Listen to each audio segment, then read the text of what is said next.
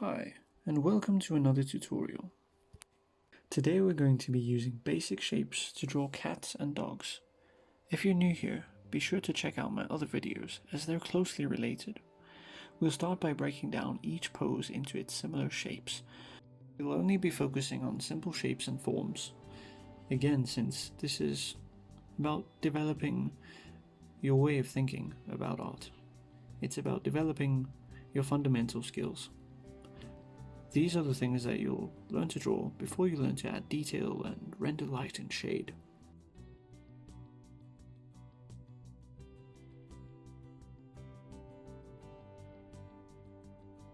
First, we'll start with a circle for the head of the dog and a box for its snout.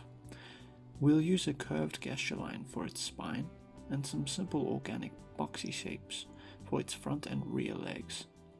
Next, we'll use a box for its torso and a triangle for its ears. We'll extend the spine for its tail, then a few framework lines with circles for the joints and triangles for the paws. Next, we can use an oval shape for the cat's body, but consider it also as a gesture for its spine. Here the gesture line follows the edge of the body. We'll add another oval for its head. We'll use triangles for its ears and nose. We can use C-curves for its folded legs. Lastly, for the tail, we can extend that spinal curve around to the underside of the cat's head. Next, we'll do a side-by-side comparison of the two bodies of the animals to make note of the differences. Dogs aren't as flexible as cats. Their structure is more rigid. We can describe that in its overall form. We'll start with a circle and gesture line for its head and back, then use some simple circular forms to describe its body. Next, we move on to the dog's shoulders, sharp edges to describe the rigidity. Draw the ears facing away and down its head. Even though we're using simple two-dimensional shapes, we're describing three-dimensional form, so try to guide your pencil around that imaginary form. The rear legs are sharp as well, and its hip is narrow. It's in a slightly relaxed pose.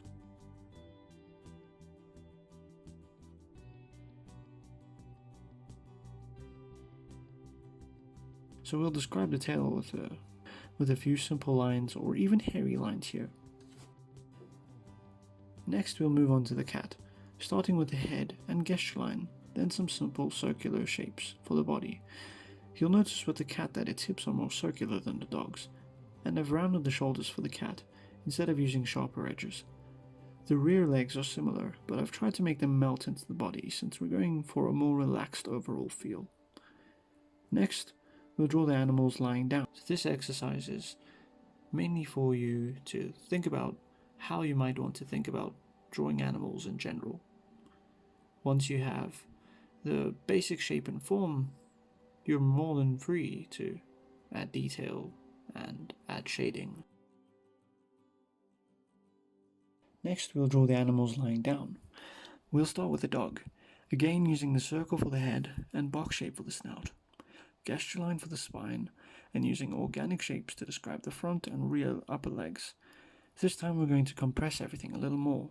With the rear legs, the foot will stick out underneath, but you won't really use frameworks or circles for the joints and, everything in between, since you don't see them. We'll add in a triangle for the ears. I drew the front legs crossed to give the pose more character.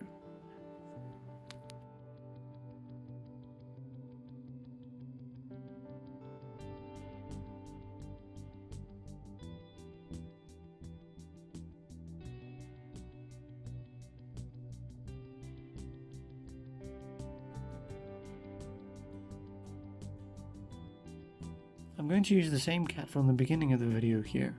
We'll start with a circle for the body and a smaller circle for the head, triangles for the ears, C-curves for the legs, and extend the spine for the tail. Try to draw the cat in the dog's pose and vice versa to see if you can really capture the feel of each animal.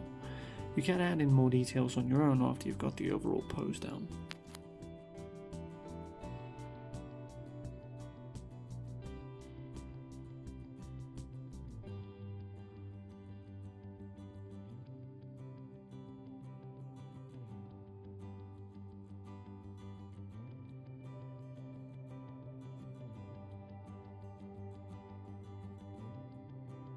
Now we're going to describe the side profile of each animal. Using a few simple shape differences, we can easily show which is which. A circle and a box for the dog's face. And the cat's face is also circular, but the snout seems to recede back and is less prominent than the dog's. The eyes are also different from the side. There are dogs and cats with different head shapes, like a pug with its flat snout. You can draw that too, but always remember that the dog's jaw is more prominent and defined. Here the ears are bigger and more pointy since it's a different breed. I defined his cheekbones more as well. Next we're going to draw a front profile of them as a comparison.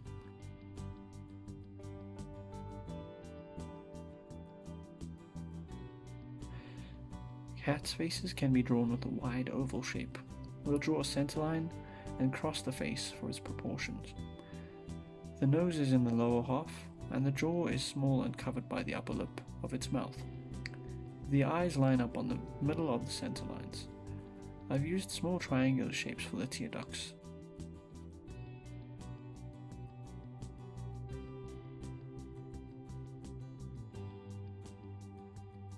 The ears are triangular again, but this time we'll soften the curves to make them look more natural.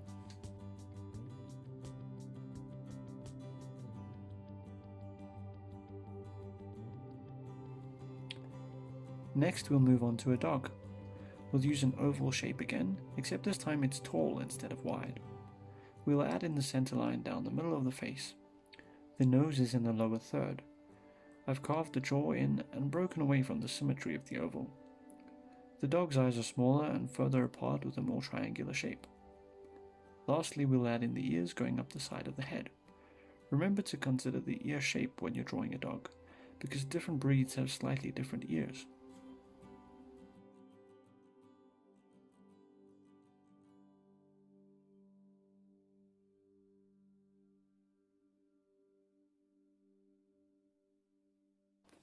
Here we'll cover some less common looking dogs. One is stubby and the other is a sausage dog. You can stretch and morph each simple form to create different animal body types. We'll be using the same method here. Circle for head, box for snout, gesture lines for the back with organic boxy shapes for the shoulder and hind leg muscles, and then wiry lines with circles for joints and triangles for the paws. I've chosen floppier looking ears here just because.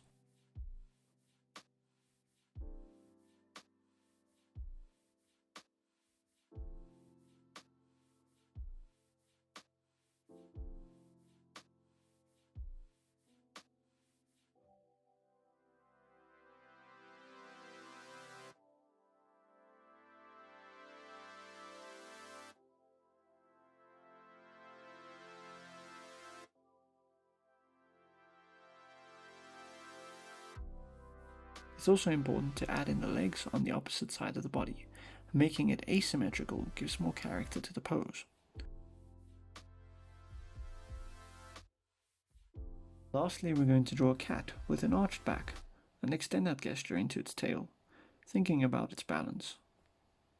I'll break down the overall shape near the end to show the shapes I consider during the process. You don't have to draw every box and circle, but it's important to look for them in your drawing, and to have them in your mind's eye while you're sketching.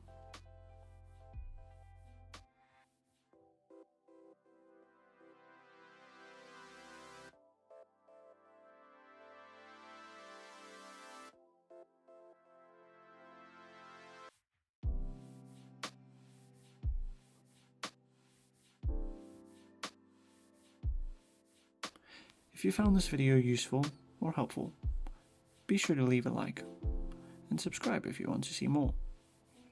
I'll see you next time, and thanks for watching.